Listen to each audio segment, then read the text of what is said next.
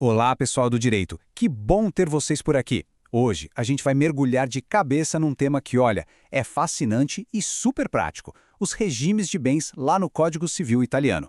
Vamos dar uma olhada em como a Itália organiza o patrimônio da família e, claro, o que a gente pode tirar de lição disso. Então se prepara, porque a gente vai direto ao que interessa. Como é que o direito italiano encara o patrimônio no casamento e, mais importante, como ele protege o trabalho dentro da família. Sabe, é uma análise bem focada, pensada para nós, advogados e advogadas, que estamos sempre buscando aquela perspectiva diferente para enriquecer o nosso dia a dia profissional.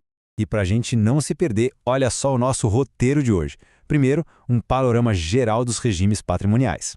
Depois, a gente entra nas duas principais escolhas: a comunhão convencional e a separação total de bens. Na sequência, vamos analisar uma verdadeira joia da lei italiana, que é a proteção da empresa familiar. E, para fechar, a gente amarra tudo vendo a evolução disso e os pontos-chave. Bora lá? Beleza, então vamos começar. Desde uma baita reforma lá em 1975, a regra geral na Itália é a comunhão de bens. Mas olha, o mais legal não é a regra, viu? É a flexibilidade. A lei italiana dá uma autonomia impressionante para os casais desenharem o próprio regime, o próprio acordo patrimonial. E a primeira ferramenta que eles têm para essa personalização toda é a chamada comunhão convencional. Pensa assim, é como se fosse um terno feito sob medida, sabe? O casal pega o modelo padrão, que é a comunhão de bens, e ajusta direitinho para o que eles precisam. Tudo isso, claro, num pacto formal. Basicamente, essa comunhão convencional, que está lá no artigo 210, é um pacto antenupcial que deixa o casal personalizar a divisão do patrimônio. Só que, e aqui vem o pulo do gato para a gente que é do direito, essa liberdade toda não é um cheque em branco, não.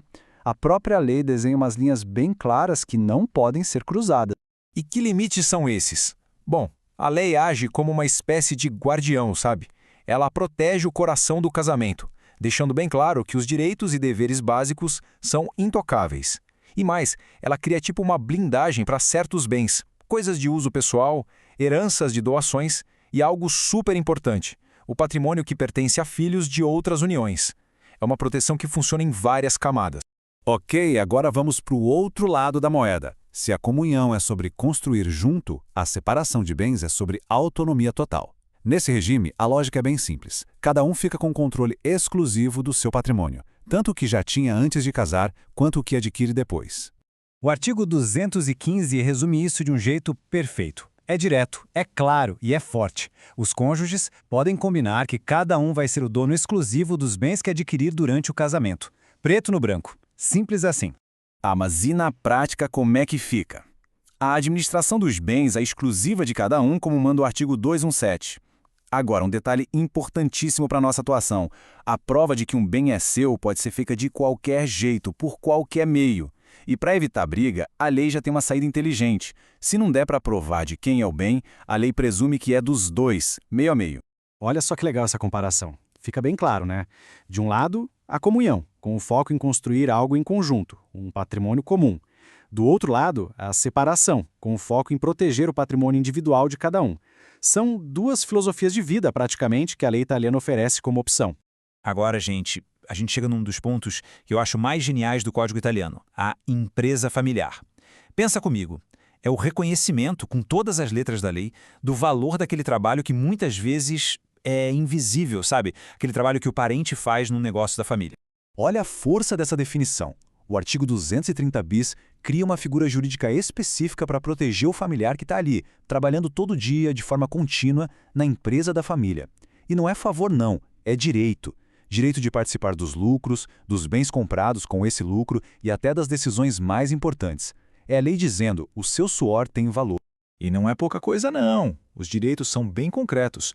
Estamos falando de direito à manutenção, a uma fatia dos lucros, participação nos bens que foram comprados com esses lucros e até na valorização da própria empresa. E tem mais: a pessoa ganha poder de voto em decisões estratégicas e tem preferência se a empresa for vendida.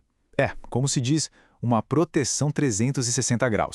E aqui tem uma frase que merece uma pausa. Cravada ali no artigo 230 bis, ela diz: o trabalho da mulher é considerado equivalente ao do homem. Pessoal, pensem bem. Isso foi escrito em 1975. O legislador italiano fez questão de botar no papel com todas as letras a equivalência do trabalho.